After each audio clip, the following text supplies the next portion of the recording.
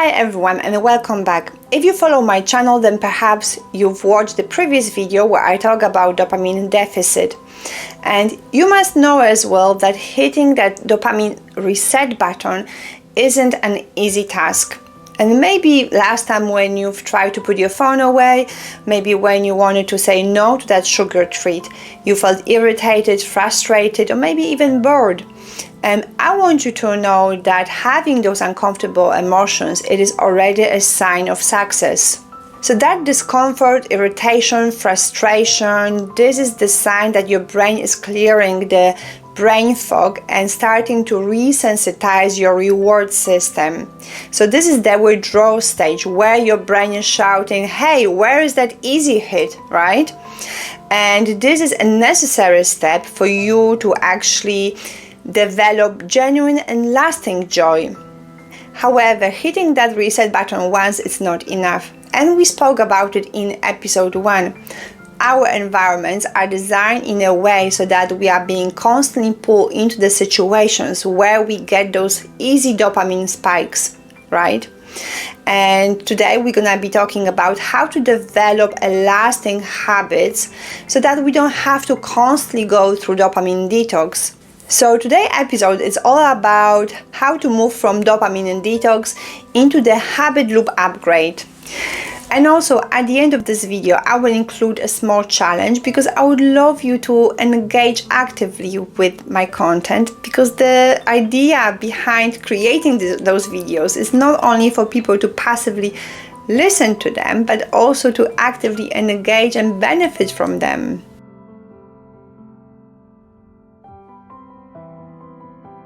Some people, they believe that the success of change is possible only with the willpower. Means we have to be strong, we have to be motivated, right? But that could be sometimes a losing battle because willpower is limited. So instead of doing that, we could rely on a secret of friction. Friction is the psychological and physical barrier you put between yourself and the high dopamine choices. It's about making the wrong choice harder than the right one. So here is the friction plan.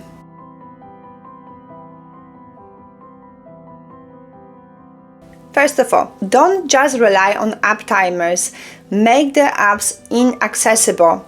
You can delete social media apps entirely from your phone and only use them on a desktop computer, which increases the effort required.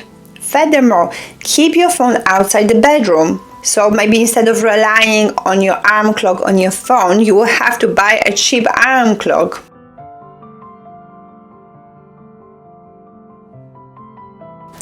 Don't rely on willpower when you are hungry to stop yourself from eating a junk food. The real decision is made at the grocery store. Simply don't buy the processed food. If you just keep a high dopamine snack, add the friction by requiring a 15 minutes preparation step before you can eat it.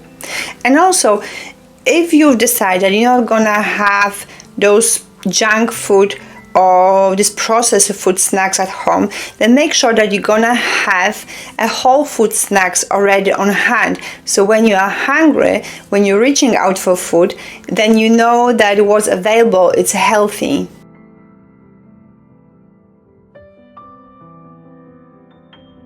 This is a crucial retraining technique. Require yourself to complete a productive task before starting any passive entertainment. You say to yourself, 1 hour of focused work and then 30 minutes of a show. You are teaching your brain that the robust and reward comes after the effort.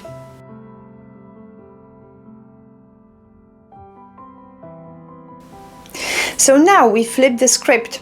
We block the quick hit and we need to retrain our brain how to find a deep, sustainable satisfaction in effort-based rewards. So this is how we train the delayed gratification.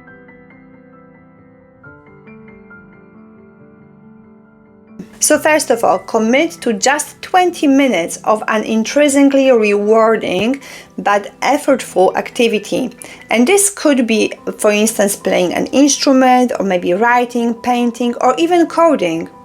And then you might ask, why 20 minutes? So this is often enough time to transition from feeling resistance to entering a state of flow. Flow is when you are fully immersed in a task. It triggers dopamine gently and sustains it through the satisfaction of mastery, giving you a deep sense of presence and purpose.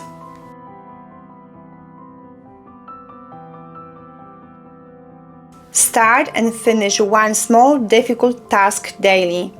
That chore you have been putting off, the email that requires a deep focus. Do it.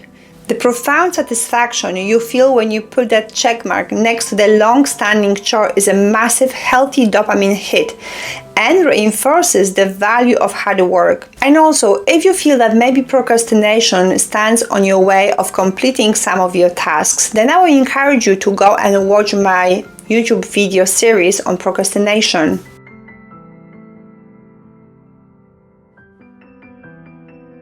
And lastly, pick up a hobby that forces process and delayed reward. Think knitting, gardening, woodworking, or puzzle solving. You get to literally hold the evidence of your sustained effort in your hands.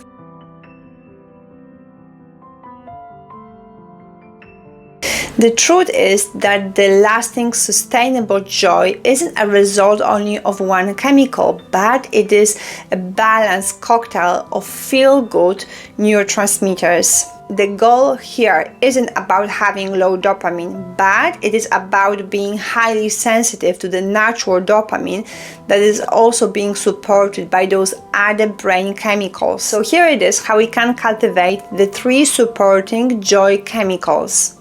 And first of all, we have serotonin, which is a chemical for stability, well-being, and contentment.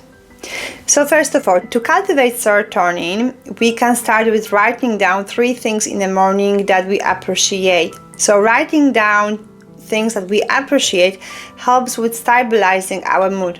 Secondly, also, getting direct morning sunlight is really important because our brains, they love that natural light for regulating this chemical. Next, we have endorphins, and these are the brain's natural painkillers and euphoria. So here we can think about that feeling that we have after maybe we run for 30 minutes or maybe we swim for 30 minutes.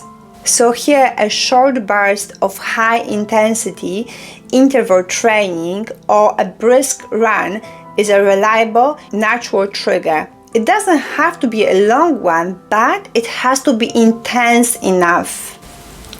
And finally, we have oxytocin, which is the key for bonding, trusting, and connection. And to help us to release this powerful bonding chemical oxytocin, we can get involved in these very simple acts like, for instance, volunteering or maybe helping our neighbors. It is a reward for building community. And remember that by engaging with those various activities, we're not only optimizing dopamine, but we're building a deeply balanced, happy brain. So now, you have the knowledge, you have the friction plan, and also you have the tools to engage with the effort reward training. And while you have all this, it is also really important to understand that rebuilding your pleasure system isn't about deprivation, but it is about optimization. It's about choosing durable, high-quality satisfaction over fleeting, cheap highs. So that will be it for today, but I have a small challenge for you. For the next 30 days, I would like you to implement the friction plan. So starting from today, remove the phone from your bedroom. And secondly, commit to 20 minutes a day of effort-based hobby. And I would love to hear from you in comment section about the various ideas of effort-based hobbies that you've committed to.